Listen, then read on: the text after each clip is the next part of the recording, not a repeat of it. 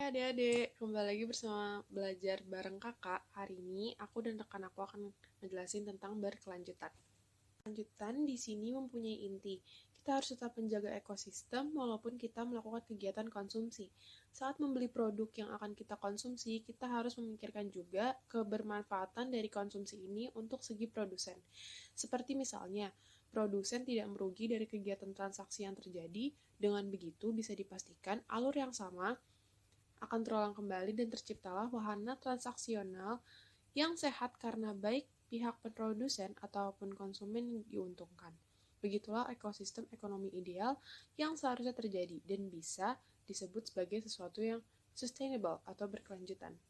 Aspek pembangunan berkelanjutan itu ada 3. Yang pertama, stabilitas ekonomi. Yang kedua, pelestarian fungsi ekologi alam. Dan yang ketiga, keadilan sosial.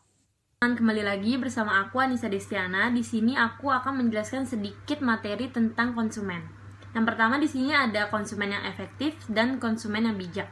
Konsumen yang efektif sendiri adalah perubahan yang diperlukan hanya dimungkinkan dengan orientasi sikap konsumen yang efektif dan berkelanjutan pada gaya hidup yang teliti. Penduduk negara-negara industri memikul tanggung jawab khusus karena di satu sisi orang hidup jauh di luar kemampuan mereka, dan di sisi lain masyarakat negara-negara yang lebih murni mengorientasikan diri mereka pada gaya hidup negara-negara yang lebih kaya. Sedangkan konsumen bijak, konsumen perlu mengarahkan sikap konsumsi mereka pada kriteria keberlanjutan dan menyadari bahwa konsumsi tidak terbatas pada kepuasan kebutuhan individu, tetapi juga membawa konsekuensi ekologi dan sosial yang beraneka ragam. Pembangunan yang berkelanjutan dan efektif membutuhkan orang-orang yang siap untuk berpartisipasi aktif dalam proses sosial, terbuka untuk dialog, dan juga membuat keputusan berdasarkan atas informasi yang didapatkan.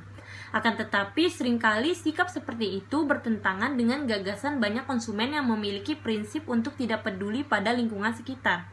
Tujuan dari pembangunan berkelanjutan ini adalah kita dapat mencari produk yang lebih baik, yang jika dibandingkan dengan produk lain dapat menunjukkan keuntungan ekologis atau sosial. Hal tersebut dikarenakan hingga saat ini belum ada produk yang efektif dan berkelanjutan, serta adanya preferensi dan nilai individu mengarah pada keputusan yang sesuai dengan keyakinan pribadi kita akan hal tersebut. Strategi yang menawarkan bantuan untuk melaksanakan pembangunan berkelanjutan terkait konsumsi sehari-hari dapat dibagi menjadi 3 kelompok. Yang pertama, efisiensi. Tujuan penting dari pembangunan masa depan yang berkelanjutan adalah untuk tidak menghilangkan kerusakan yang terjadi, tetapi dengan sengaja menghindari ketegangan ekologis. Yang kedua, kecukupan. Bertujuan untuk memperlambat pertumbuhan ekonomi dengan membatasi pemanfaatan sumber daya dan masukan energi. Yang ketiga, konsistensi, bertujuan untuk mengatur proses ekonomi dengan cara yang lebih baik, disesuaikan dengan situasi alam, misalnya ekonomi sukses dalam pertanian. Konsumen pada abad 21. Dapat dikatakan bahwa masyarakat abad 21 saat ini hidup dalam budaya yang konsumtif. Sebagai suatu budaya, perilaku konsumtif sangatlah mempengaruhi kehidupan sehari-hari masyarakat.